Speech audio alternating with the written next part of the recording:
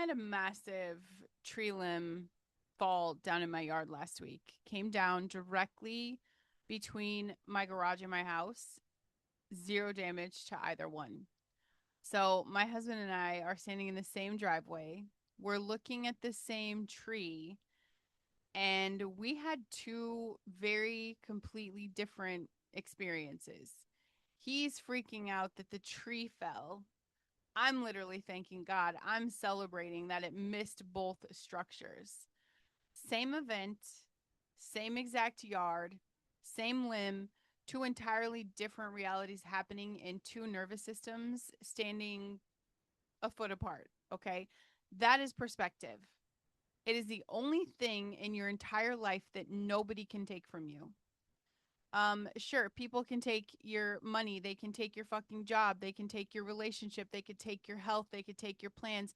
They cannot take how you choose to see what happens. That shit belongs to you. It is yours. It's always been yours. And most of you have been handing it off voluntarily every single day without even noticing that you're making that a transaction. Hey, you guys, welcome to Listen Bitch Podcast. I'm Branden Lynette, voice authority podcast coach. The core, your mess is your message. Your potential is your purpose. And I'm here to remind you to get the fuck over yourself and go build it. You guys, perspective is a choice. And I know that sounds like a whack ass toxic positivity poster hanging in a dentist's office. So listen to me. The minute you know God has you, you know everything always works out for you. That doesn't mean, you guys, in my experience, everything doesn't feel good. No, the fuck it does not. We are still in the arena getting our ass kicked on a regular basis. I am still going through hard emotional shit. But what is the truth at the end of the day? I know God has me. And no matter what happens, I know we're always going to be okay. Always going to be okay.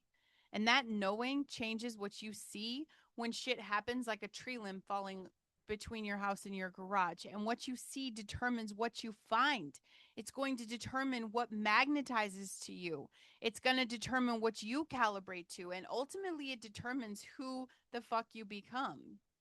And so today we'll just go through the mechanics of that. You know, I'm going to nerd out on some brain shit and just I can show you real life proof from my own marriage what it costs you every single day that you keep seeing your life as something happening to you. The world is out to get you. What's next? What's going to happen next? Why is this always happening? Instead of realizing that shit's happening for you. Before we go in today, you know that we are bringing up Super Patch, and I love this patch. I've been wearing this, especially you guys. I'm wearing like 7 stickers a day now just to kind of process this super emotional week. But joy is one I'm leaning on because perspective and joy they feed each other. When your baseline state is joy, the reframe that's just available a lot faster. It is. And joy supports like natural happiness and optimism, and it's your body operating from the state that sees blessings instead of constantly scanning for threats and enemies. These patches, you guys, are drug free, ingredient free. They are made in the United States of America. This is vibrotactile technology working directly through your nervous system. This is the thing. I understand the mechanics of how these work. I know that because I've been a brain nerd for about 4 years now, obsessed with it.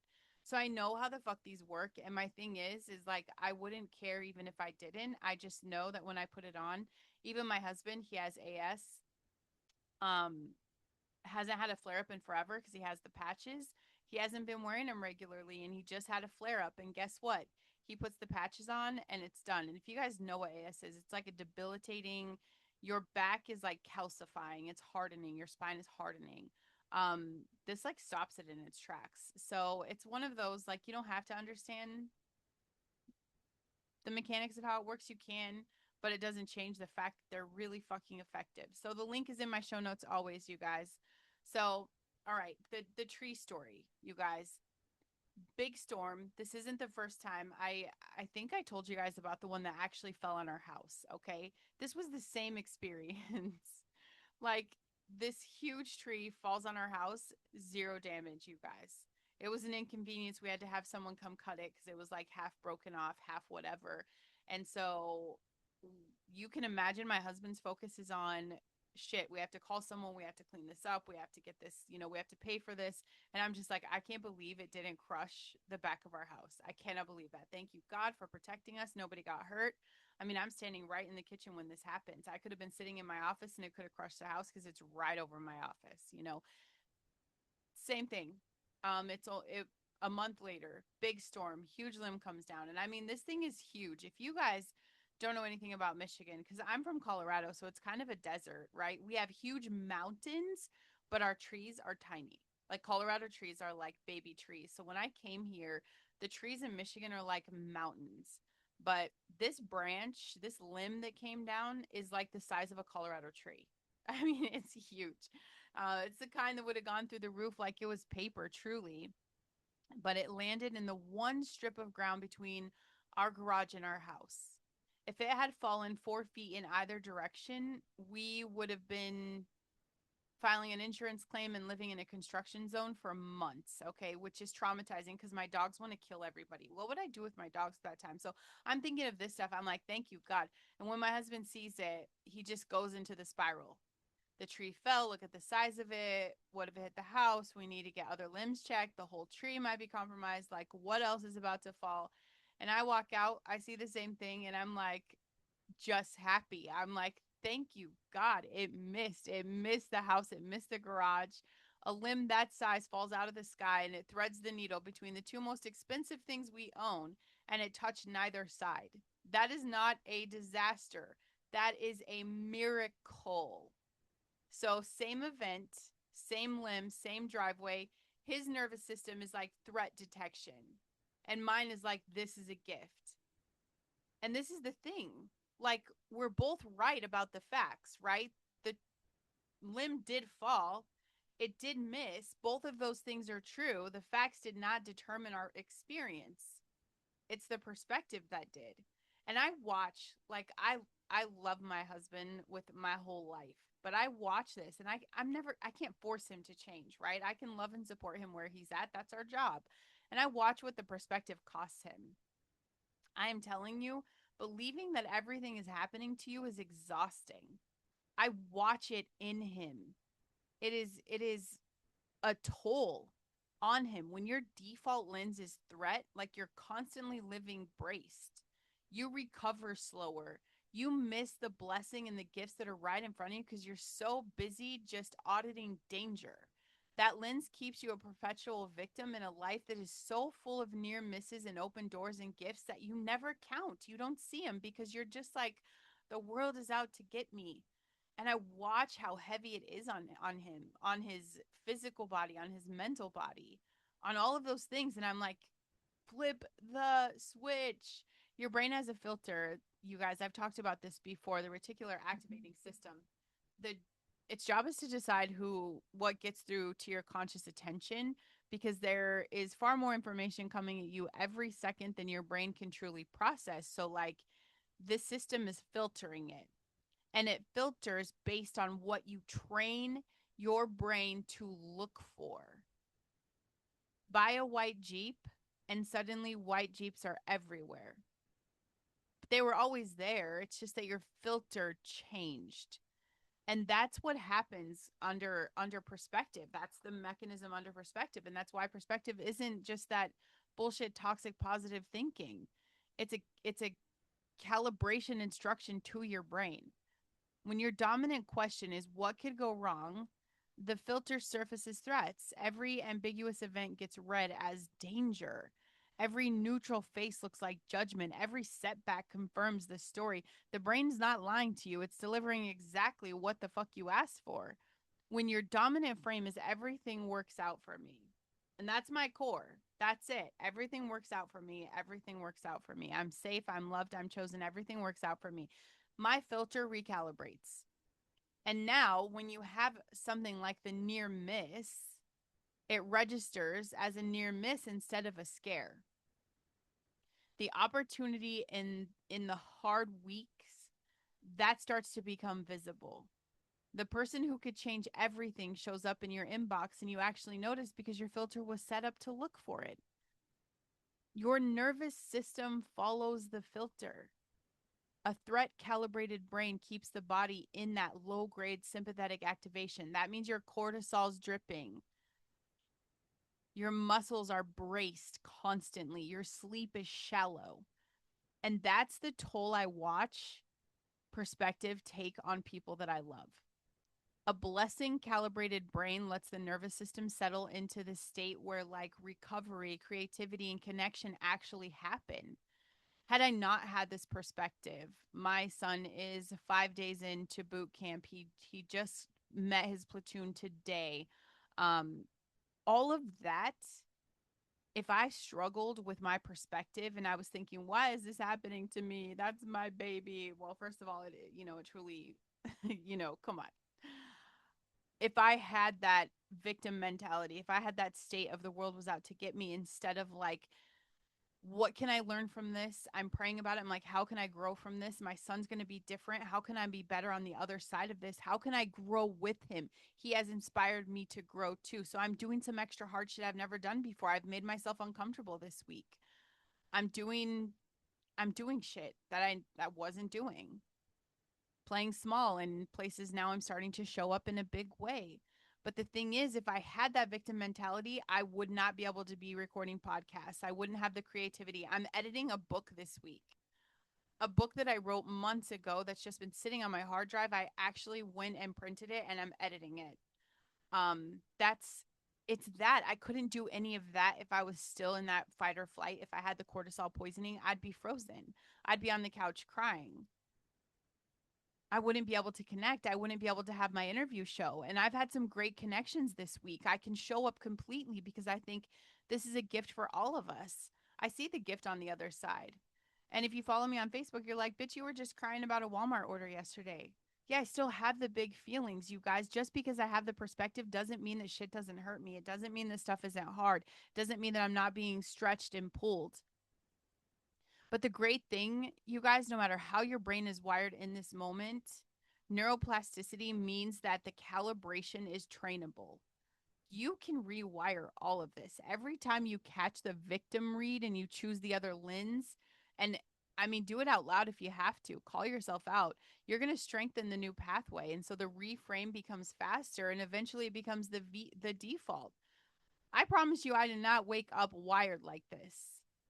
I was not always the person that's like, ooh, hell yeah, how can I grow from this? I was like, why the fuck is this happening to me? I'm tired of being the strong one, right? Trying to justify, like, God chooses his best soldiers for the hardest battles. I know you guys have said that shit. I didn't wake up wired like that. I built it. It's rep by rep, one exercise at a time, and you can do the same thing. I mean, I'm interviewing at least 20 people a week. 20. If I woke up every morning thinking, who do I have to talk to today? That schedule would crush me. I homeschool too. Like, I'm here. I take care of the house. I take care of my husband works a lot. I have to, take care of all his things, take care of the pets, keep everybody alive. If I woke up and I'm like, who do I have to talk to today? It'd be a grind. It'd be work. It'd be hard. Every interview would be a withdrawal. And I wake up asking the different question. Every single day, I'm like, oh my gosh, who do I get to talk to today? Who do I get to meet? What am I going to learn? What incredible thing is going to come out of the conversation that I haven't had yet? Every single day. I've not had a bad conversation yet. Everything has been a lesson, a blessing. Same calendar, same 20 people, completely different experiences. And this is what nobody tells you about the reframe. It doesn't just change how the interviews feel, it changes what comes out of them. When I show up curious and expectant instead of obligated and depleted, those conversations go deeper. The guests open up more. The connections that turn into opportunities actually form. There is always something incredible coming out of those talks, and it's not luck, it's calibration. I set the filter to find it. So then I find it because I know every single conversation I'm going to learn something. I'm going to grow. I'm going to stretch. I'm going to step more into the God given potential that I have. I'm stewarding my mission. And the greatest part is that because I'm engaged, because I can be there, because I'm not a fucking perpetual victim, I can wake up in the morning and I can cry about my son and I can feel bad and I can come into these conversations and I can make this person feel seen. I can make them feel heard. They have no idea that I was just like losing my mind because I'm calibrated. I am calibrated. And when you can recover from hard moments fast, you show up full force everywhere. And I'm that's it. I want you to run your own audit right now. Like how much shit's on your calendar this week that are to-dos in your head that could be get-tos with just one word swapped. And I mean personally, I'll tell you I'm doing it right now. I'm doing it right now. I talked about like I have to cut video clips today. I need to. I've been saying that all week. What if I say I get to? I get to. What's going to inspire me? What's going to light a fire under my ass? Well, the fact that my son's getting screamed at right now and probably hasn't slept. I could do something that's comfortable, sit at my desk and edit a video. I get to do that. I get to be in the comfort of my home. I could take my computer out to the living room and hang out with my babies and put on a movie and get to cut videos. I get to do that. But if you word swap something, like what if tomorrow you're not like, I have to work out? What if you're like, I get to work out? I have to call my client. I get to call my client. Or even your podcast. What if you're like, I have to record a show? Or like, I get to record a show? You know, the kids practice. I mean, when you say have to, I have to, like you're draining your battery before you even start. And when you say get to, it's like charging the battery. It's one word. Like that's your whole intervention this week. It's just one word. And the news makes money when your filter is set to threat. Every headline is engineered to confirm that the world is happening to you and it's getting worse. That's what social media is right now. It's just going to make you feel terrible. A person calibrated to blessings watches less news. That person is bad for business. And the algorithm feeds whatever lens you already have. Watch one everything's falling apart video and it's going to bury you in 50 more because your outrage and your fear are the product. Your news feed, the feed does not want you calibrated to opportunity. Calibrated people put the phone down and they go build shit.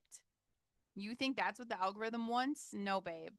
Victim identity has an entire economy around it right now. You've got content that validates that everything happens to me story performs, so more of it gets made. So more people marinate in it. So more people walk into their driveway and see only the fallen tree and never the miracle of where it landed. Nobody in that economy is going to hand you either lens. Like you have to pick that shit up for yourself. I had this conversation. It's been a hot minute, but she lost her job of 14 years in a round of layoffs. I believe this was like COVID area. Everyone around her treated it like a funeral. You know, her family, her friends, her coworkers, all of them with the same script. This is terrible. This is unfair after everything you gave them. While that could be true, but she said, you know, she let herself feel that shit. She let herself feel bad for the weekend and then she made a decision out loud is that this is the door I would never have opened myself. She wanted out for a long time.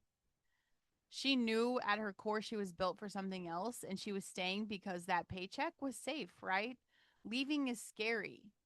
So the layoff was the blessing. It did for her what she would not do for herself. And 18 months later, she's running her own business that she dreamed about for over a decade. So, yeah, what's her perspective? The layoff was the best thing that happened to her career. And the only difference between her outcome and the coworkers who were still bitter about was the lens. Everybody got the same layoff, everybody got the same severance, everybody was in the same market, but one of them saw an ending and she saw the door. Same event, different perspective, different life every single time. Right now, I want you guys to send out this episode to the person in your life who thinks everything happens to them. and do it with love, because I'm telling you, they're fucking exhausted and they don't know why. But this episode is going to give them words for that so they can know the why. Paul and Silas. Paul is like one of my favorites. And if you guys don't know his background story, he was like the slayer of Christians. Like he was huge murderer. He ends up, God takes his sight on the road to Damascus and he finally wakes up and realizes, and then he becomes like the greatest advocate for Christians. So Paul and Silas, they're beaten with rods, they're thrown into the inner cell of a prison, their feet are fastened in stocks, they're falsely accused, publicly humiliated, they're bleeding. And at midnight, the Bible says they were praying and singing hymns to God, and the other prisoners were listening to them. So they're singing in the stocks with open wounds. They're not singing because the situation's good. The situation is terrible, clearly. They're singing because their perspective was anchored in something the prison couldn't touch. Nobody can touch this simple statement: God has us. This is not happening to us. Watch what God does with this. And then the earthquake comes and the doors fly open and the chains come loose. And by morning, the jailer and his entire household have come to faith. The worst night of their lives became the origin story of a church. And the other prisoners, they're listening. And that's the detail that I don't want you guys to breeze over. Your perspective is never just yours. People are watching how you carry shit. My kids are watching. They watch my husband, they watch me. And I could tell you, like our two youngest, I'm watching. My oldest girl is watching him, and I see her starting to become that, where she is that perpetual victim. Your spouse is watching. The person who follows your podcast is watching. When you sing at midnight in the next cell, they start believing that midnight is survivable. So this is the thing. Catch the first read. Something goes sideways today. But before the spiral starts, I want you to ask the only question that matters. Is this happening to me or for me? You don't have to feel the answer yet. I just want you to ask it, okay? I just want you to simply interrupt. Asking will interrupt your automatic default mode network, the automatic script, okay? I want you to swap one have to for a get to out loud. I get to record today. I get to take my kids to practice. I get to have this hard conversation, and watch what that one word does for your body throughout the day. And once you start doing that for a day, a couple days, a week, everything shifts, okay? I want you to find the near miss. Somewhere in the last month, a limb fell and missed your house, and you were too busy staring at the fallen tree to see where it landed. Find it, name it, and thank God for that out loud. They're still part of that tree in my yard, you guys. The chainsaw died. So there's still part of it there. And every time I walk past it, I don't see a storm that almost cost us everything. I see proof. I see proof that a limb that size can fall out of the sky and God can thread it between the two things that could have been destroyed. You, listen, bitch, you have limbs like that all over your life. You have the near misses that you never counted. You have the doors that closed so better ones could open. The layoffs that were actually launches, lessons just dressing themselves up as disaster. And you've missed most of this shit because your filter was set to threat. And the blessing doesn't get through a threat filter. Never has, never will. Perspective is the thing nobody can take from you. Not the economy, not the diagnosis, not the person who left, not the tree. It is the one possession that is entirely, permanently yours. And it's time you stop giving it away for free. Take it back today. The minute you know God has you, you know everything always works out for you. You're still in the arena. You're still going to get your ass kicked some days. But the thing is, you're always going to be okay. I would love for you to come work with me. Check the show notes. Tell me about your tree limb, the near miss you never celebrated, the door that closed that you're finally ready to see differently. Your mess is your message, and your perspective is the pen. Better today than yesterday, better tomorrow than today. That's literally the whole assignment. I love you guys.